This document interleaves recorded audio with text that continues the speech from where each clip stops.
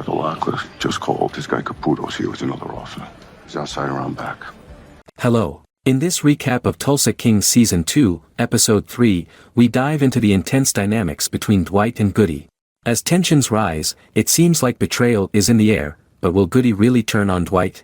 Join us as we break down key moments, explore character motivations, and analyze what this potential shift could mean for the future of the show. Don't miss out on all the action and drama in this thrilling episode. Armand's spouse, Clara, decided to divorce from him following his employment with Dwight.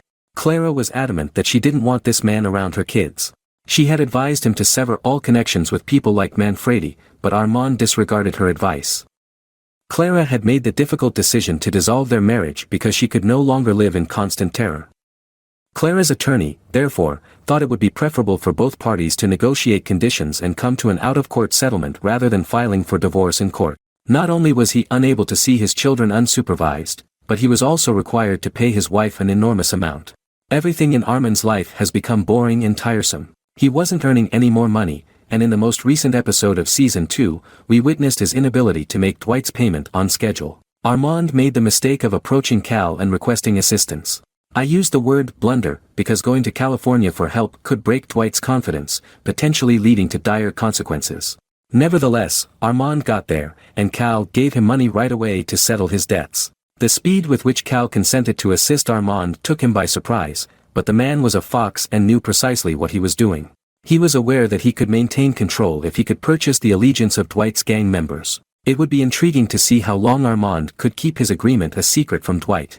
In the upcoming episodes of Season 2, Armand would undoubtedly tell Cal about Dwight's scheme. Was Dwight found not guilty by the court? Dwight presented his case in court, and I think he truly impressed the jury when he cross-examined Stacy Beal. Dwight was able to demonstrate that Stacy was intended to be helped by the money that was given to her. He informed the court that, as he was not seeking anything in return from Stacy Beal, the amount of money could not be regarded as a bribe. Attorney Dylan McGrath was confident the jury would find Dwight guilty even at that point. But in Episode 3, something unexpected occurred. Dwight was overjoyed to be cleared of all charges and to have avoided being shot. The news that Dwight had received a clean sheet from the legal system infuriated Cal Thresher, and McGrath realized he would have to pay the price for that setback. Cal was now without hope because Bill Bevilacqua knew that Dwight would enter the cannabis industry and pose a serious threat.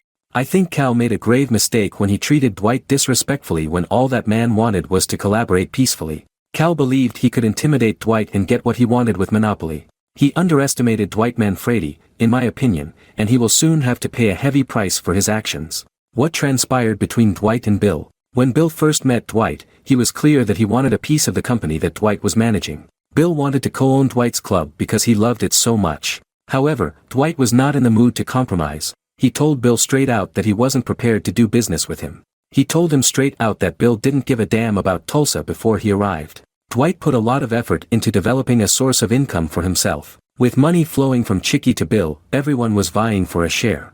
Dwight then informed Bill that since he was the Tulsa King and could manage his company without assistance, he was not interested in having a conversation. Bill also came to the realization that he couldn't threaten Dwight, so he quietly left the area. At the conclusion of Tulsa King Episode 3, Goodie received a call from Chicky, informing him that Carl Caputo, Bill's goon, would be returning that evening to Dwight's cup. Goodie only needed to bring Dwight outside. Chicky assured him that Caputo would take care of the rest. The idea was to eliminate Dwight and seize control of Tulsa. But Dwight was a step ahead of the others, and before Caputo could take out his gun, Bigfoot grabbed him from behind, and Goodie stabbed him and killed him. Now, I feel like when Goodie realized that Caputo wouldn't be able to kill Dwight, he decided to hide his real intentions. Another possibility is that Goodie was on Dwight's side all along, and he just gave Chicky the impression that he could defect to learn about his real intentions.